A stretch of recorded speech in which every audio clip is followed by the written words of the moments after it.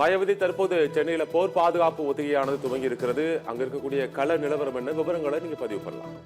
இன்று காலையில் பாகிஸ்தான் மீது ஒரு தாக்குதலை நடத்தியது. இதனைத் தொடர்ந்து இந்த பஹல்காம் தாக்குதலை தொடர்ந்து நாடு முழுவதும் போர் பாதுகாப்பு ஒத்திகை நிகழ்ச்சியானது நடைபெறும் என ஏற்கனவே மத்திய உள்துறை அமைச்சகமானது தெரிவித்திருந்தது.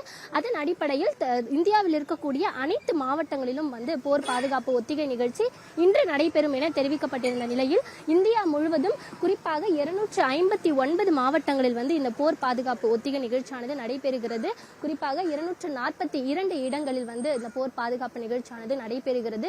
சென்னையை பொறுத்தவரையில் 2 இடங்களில் போர் ஒத்திகை பாதுகாப்பு நிகழ்ச்சியானது நடைபெறுகிறது. குறிப்பாக இந்த போர் பாதுகாப்பு ஒத்திகை நிகழ்ச்சியை பொறுத்தவரையில் சென்னை கல்பாக்கம் மற்றும் சென்னை துறைமுகத்தில் இந்த போர் பாதுகாப்பு ஒத்திகை நிகழ்ச்சியானது நடைபெற்று வருகிறது. குறிப்பாக 4 மணியிலிருந்து 4:30 மணி வரை அரை மணி நேரம் போர் பாதுகாப்பு ஒத்திகை நிகழ்ச்சியானது நடைபெறும் என தெரிவிக்கப்பட்டிருந்த நிலையில் தற்பொழுது நாம் இருக்கக்கூடிய பகுதி துறைமுகம் பகுதியில் இருக்கிறோம். இங்கு போர் ஒத்திகை பாதுகாப்பு நிகழ்ச்சியானது தற்பொழுது நடைபெற்று வருகிறது. இங்கு ஏராளமான அதிகாரிகள் கூட வருகை தந்திருக்கக்கூடிய காட்சிகளை தான் ஒளிப்பதிவாளர் பிரவீன் காட்டி வர நாம் பார்த்து வருகிறோம்.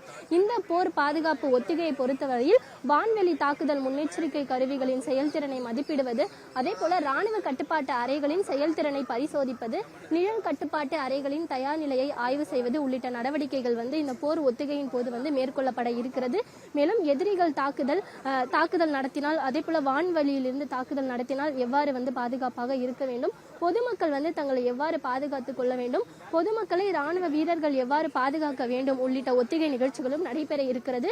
குடியிருப்பு பகுதிகளில் தாக்குதல் நடத்தினால் எவ்வாறு பாதுகாத்துக் கொள்வது போன்ற ஒத்திகை பயிற்சிகளும் நடைபெற இருக்கிறது. குறிப்பாக போர்க்காலங்களில் இரவில் சைரன் ஒலி எழுப்புவது, எதிரி விமானங்களுக்கு குடியிருப்புகள் தெரியாமல் இருப்பதற்காக மின்தடை செய்வது போன்ற ஒத்திகைகளும் நடைபெற இருப்பதாக தகவல்கள் நமக்கு கிடைத்திருக்கிறது. தற்பொழுது சென்னை துறைமுகத்தை பொறுத்தவரையில் உள்ளேதான் நடைபெற்று வருகிறது. ஏராளமான ராணுவ அதிகாரிகள் இந்த போர் பாதுகாப்பு ஒத்திகை நிகழ்ச்சியில் இடம்பெற்றிருக்கிறார்கள். அதே போல தமிழ்நாடு போலீசாரும் ஏராளமானோர் உள்ளே இருக்கிறார்கள். இந்த போர் பாதுகாப்பு ஒத்திகை நிகழ்ச்சியை பொறுத்தவரையில் தீயணைப்பு துறையினரும் உள்ளே இருக்கிறார்கள். அதே போல உள்ளே ஒரு ஆம்புலன்ஸ் சென்றிருக்கிறது. மேலும் பள்ளி மாணவர்கள் கூட இந்த போர் பாதுகாப்பு ஒத்திகையில் இடம்பெற்றிருப்பதாக தகவல்கள் கிடைத்திருக்கிறது.